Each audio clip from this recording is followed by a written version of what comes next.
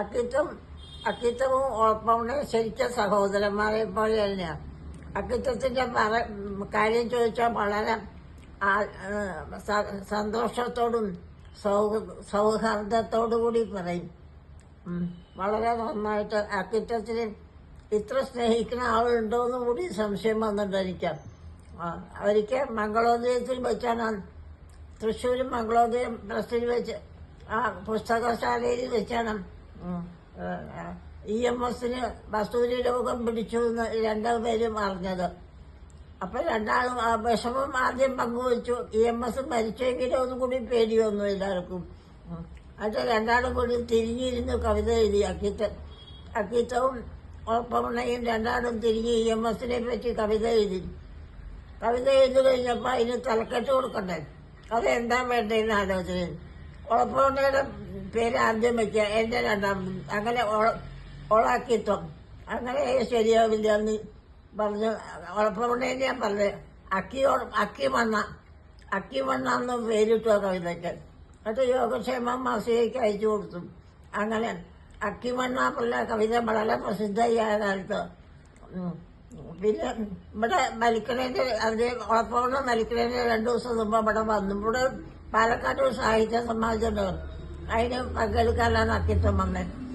എല്ലാ സാഹിത്യന്മാരും ഇവിടെ വന്നു.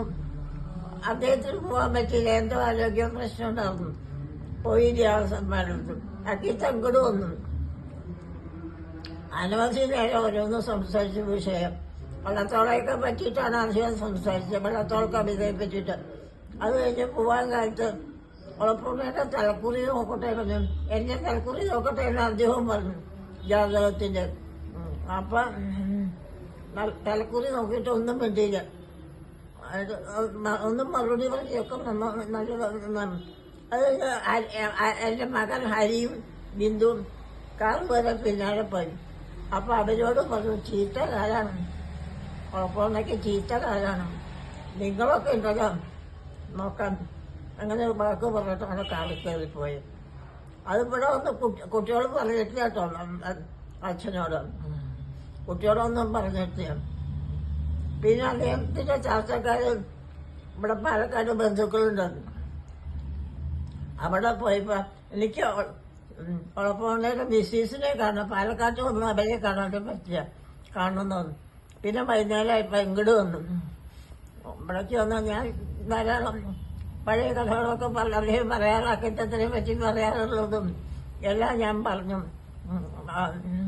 അപ്പൊ അദ്ദേഹത്തിന് സന്തോഷമായി. അദ്ദേഹം നല്ല ആത്മാർത്ഥമായിട്ട് നല്ലോണം വർത്തമാനം പറഞ്ഞു. പിന്നെ ബിന്ദു ഇവിടെ എൻ്റെ മകളുടെ ഭാര്യ ഇവിടെ ഉണ്ട്. ബിന്ദുവിനെ പോണ്ടേ ഞാൻ ചോദിച്ചപ്പോ ഞാൻ കൊണ്ടാക്കാം, ഞാൻ ഇന്ദ്രപ്രസ്ഥ വരെ പോകണ്ട, എന്തായാലും അവിടെ എനിക്കിന്ന് മീറ്റിങ്ങും. അത് ബിന്ദുവിനെ കാറിൽ കയറ്റി ബിന്ദുവിന്റെ വീട്ടിൽ കുന്നത്തുമ്മേട് കൊണ്ടാക്കി ബിന്ദുവിനെ. എന്നിട്ട് അദ്ദേഹം ഇന്ദ്രപ്രസ്ഥയിൽ പോയി അറ്റൻഡ് ചെയ്ത് പിന്നെ പോയിട്ട് അത് ശരിയാണ്. അങ്ങനെ അദ്ദേഹത്തിന്റെ 70ാമത്തെ പിറന്നാൾക്കും വന്നു, ഇവിടെ വന്നു. കവിതയൊക്കെ വായിച്ചു, എല്ലാ കവികളും വന്നു കവിത വായിക്കുക. അങ്ങനെ ഉണ്ടായിരുന്നു. ഒരു സദ്യ കൊടുത്തു ഞാൻ 70ാമത്തെ പിറന്നാളല്ലേ, ഒരു സദ്യ കൊടുത്തു. അതൊക്കെ ഉണ്ട്. അതിനേരായിട്ടാണ് പോയിട്ടൊക്കെ ഇട്ടോ അതേവരെ സംസാരിക്കുക. കലാമണ്ഡലം വിഷയം, സാഹിത്യകാരന്മാരുടെ വിഷയങ്ങൾ, അങ്ങനെ. ഞങ്ങൾ കാറ്റിന്റെ ഉള്ളിൽ കണ്ടമംഗലം പറയുന്ന കാറ്റിന്റെ ഉള്ളിൽ താമസിക്കുന്നവർക്ക് അവിടെയും വന്ന് താമസിച്ചുണ്ടാക്കിയിരുന്നു. അപ്പൊ കാടൊക്കെ കാണിക്കാൻ കൊണ്ടുപോകാം, അതിനെ പറ്റി പ്രകൃതിയെ പറ്റിയിട്ടൊക്കെ പറയുക ഒക്കെ ഉണ്ടായിരുന്നു. അങ്ങനെ അത്രയ്ക്ക് സഹോദരനെ പോലെയാണ് രണ്ടാളും. സഹോദരന്മാരെ പറഞ്ഞിട്ട് അന്ന് 50 ലേഖനം എഴുതിയിട്ടുമുണ്ട്.